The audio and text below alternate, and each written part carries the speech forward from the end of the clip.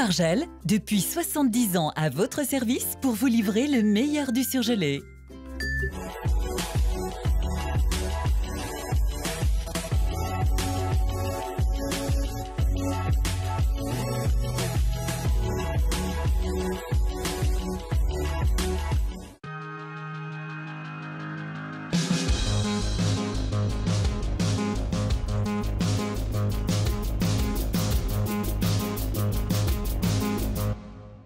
Le pape François a refusé aujourd'hui la démission du cardinal Barbarin. Près de 6000 personnes ont manifesté à Lyon pour le pouvoir d'achat. Enfin, les mauvais chiffres de la sécurité routière en ce début d'année.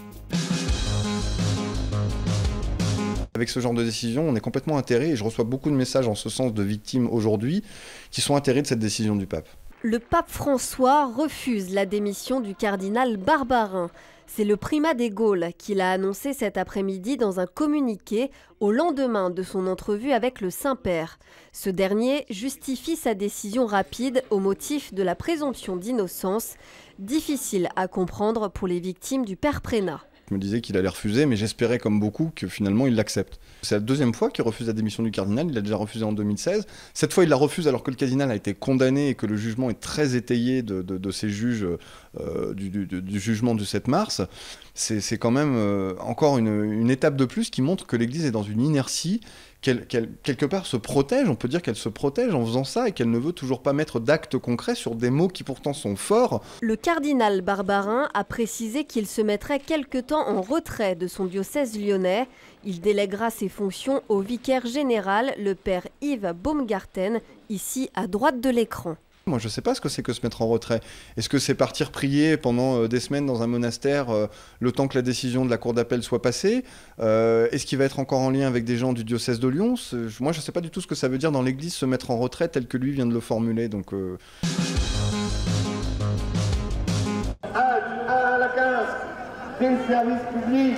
Ils étaient entre 5000 selon la police et 7000 selon les syndicats à manifester aujourd'hui dans les rues de Lyon. Une grève lancée par la CGT et Force ouvrière pour demander plus de pouvoir d'achat. Il y a plusieurs revendications dans cette journée aujourd'hui. Premièrement, il y a l'augmentation générale des salaires, l'augmentation du point d'indice dans la fonction publique. Deuxièmement, il y a le retrait de la réforme des retraites du gouvernement Macron qui veut instaurer une retraite à points. Troisièmement, il y a la loi fonction publique qui veut remplacer des fonctionnaires par des contractuels. Autre sujet de discorde, la loi Blanquer sur l'école, les enseignants fortement mobilisés aujourd'hui. On combat la loi Blanquer de l'école de la confiance qui selon nous est plutôt une école de la défiance. Le ministre attaque l'éducation nationale, il fait des cadeaux aux écoles privées, il crée les inégalités, il renforce les inégalités sociales et territoriales. À noter que comme le 5 février dernier, quelques gilets jaunes étaient également présents dans le cortège. Il faudrait faire ça plus souvent, le combat c'est le même en fait, on lutte contre le système libéral, les syndicats, tout le monde est le bienvenu pour lutter contre ce système-là qui oppresse tout le monde, qu'on soit salarié ou pas salarié, syndiqué ou pas syndiqué, c'est le même tarif pour chacun. Parti de la manufacture des tabacs, le cortège lyonnais s'est rendu ensuite à la préfecture. Il s'est dispersé sans incident. C'est un Lyonnais, Didier Lallemand, 62 ans, jusqu'alors préfet de Nouvelle-Aquitaine, qui va succéder à Michel Delpech à la préfecture de Paris. Michel Delpech, lui-même ancien préfet de la région Rhône-Alpes-Auvergne, a été limogé de ses fonctions à Paris après les saccages samedi sur les Champs-Élysées lors de l'acte 18 des Gilets jaunes. Hommage lyonnais aux 50 victimes de l'attentat de Christchurch. Un rassemblement était organisé hier soir devant le Veilleur de Pierre, place Bellecour. À l'appel notamment des autorités musulmanes, plusieurs centaines de personnes étaient présentes. C'est extrêmement important qu'à chaque massacre de ce type-là, chaque attentat, l'ensemble des communautés puissent se réunir. C'est ce que, bien entendu, que nous avions fait de manière massive au moment du Bataclan et des attentats Daesh contre les terrasses parisiennes. C'est extrêmement important quand la communauté musulmane est également attaquée, surtout en Nouvelle-Zélande, ce pays qui est si loin de nous et qui aujourd'hui est frappé par un extrémisme néo-nazi. Il est important que les Lyonnais soient réunis. La ville précise par ailleurs qu'un dispositif de sécurité mis en place autour de la grande mosquée de Lyon et de celle de la Duchère.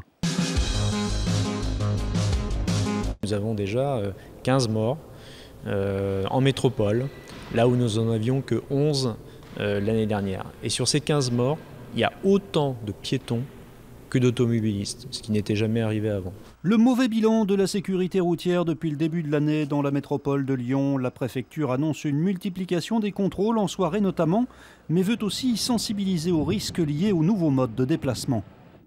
On a des comportements traditionnels, alcool, stupéfiants, qu'il faut absolument réprimer.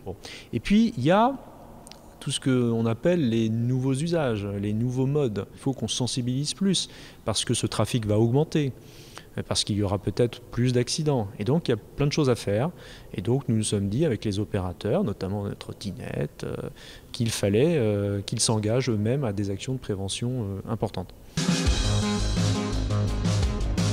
Tony Parker et Jean-Michel Aulas se rapprochent. Le président de l'Asvel a évoqué hier chez nos confrères d'RMC Sport une potentielle arrivée de l'OL au capital de son club, de quoi lui permettre d'augmenter son budget. Tony Parker discuterait aussi avec le patron de l'OL au sujet de sa future salle, l'Arena. Si on peut avoir une collaboration gagnant-gagnant, ce serait super pour le basket français, a-t-il déclaré.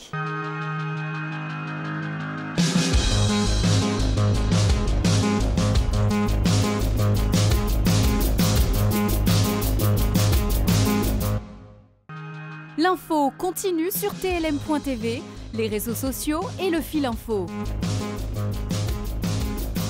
La météo.